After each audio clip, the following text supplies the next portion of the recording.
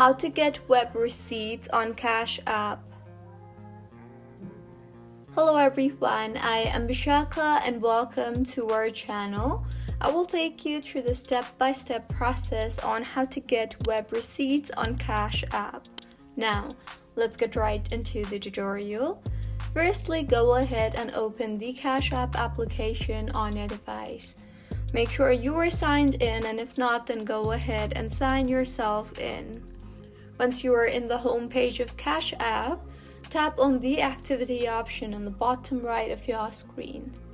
In the interface that you will then be led to, you will see 3 dots on the top right of your screen.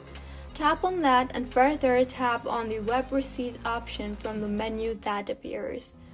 You will then be led to your default browser with this interface, and you will be able to see your web receipts. You can tap on the share button on the bottom and share the link with other people too.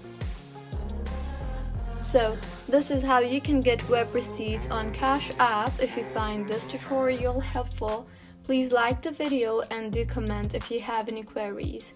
Also, do subscribe to our channel Login Giants for similar helpful tutorials. See you on the next one.